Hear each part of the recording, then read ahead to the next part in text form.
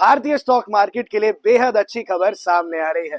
देश के एनएससी और बीएससी मिला के जितना वॉल्यूम ट्रेड करते हैं ये अब हांगकांग से ज्यादा है। हाल ही में खबर आई थी कि इंडिया ने हांगकांग को लार्जेस्ट स्टॉक मार्केट की रेस में पिछाड़ दिया था और अब एक और रेस में पीछे छोड़ दिया है। इस रेस का नाम है मोस्ट वॉल्यूम ट्रांजैक्शन। यानी मैं आपको समझा देता हूँ, मंथ ऑन मंथ के हिसाब से पर डे की एवरेज लगाएगी। पर डे कितने करोड़ों की ट्रेडिंग होती है, कितने करोड़ों के शेयर्स बिकते और खरीदे जाते हैं। ये एवरेज इंडिया का आया 16.5 बिलियन डॉलर्स, यानी करीब करीब 1,35,000 करोड़ के शेयर्स रोज हमारे देश में खरीदते और बिकते हैं।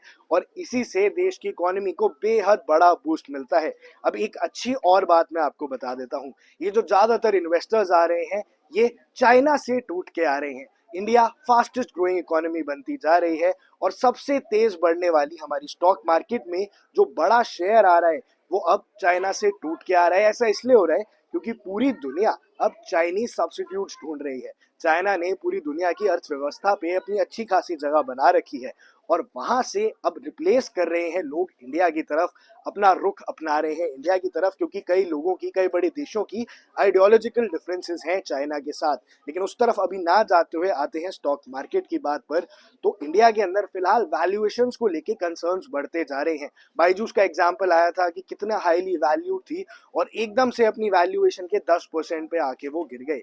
लेकिन ये वैल्यूएशन के बबल्स जिस हिसाब से फूटते हैं तब इन्वेस्टर्स का नुकसान होता है। लेकिन जब कंपनियां बढ़ती है, जब भारत के अंदर इतनी सारी फॉरेन डायरेक्ट इन्वेस्टमेंट, जिसको एफडीआई भी कहते हैं, होता है, कंपनीज के पास पैसा आता है, वो और अच्छी तरक्की करती हैं और अच्छे से काम करती हैं, तो ये देश हित में होता है और देश की स्टॉक मार्केट और इकोनॉमी अब तेजी से बढ़ती जा रही है। हांगकांग को दोनों तरफ से large stock market and in terms of transaction volume हमने पीछे छोड़ दिया है और अब हमारा टारगेट होगा यूएस, चाइना और जापान जैसी स्टॉक मार्केट्स पे भी अपनी छाप छोड़ने का और शायद एक दिन उनको भी पीछे छोड़ने का। पर देश और दुनिया की बड़ी खबरों के लिए ऐसे ही बने रहिए इंडिया न्यूज के साथ।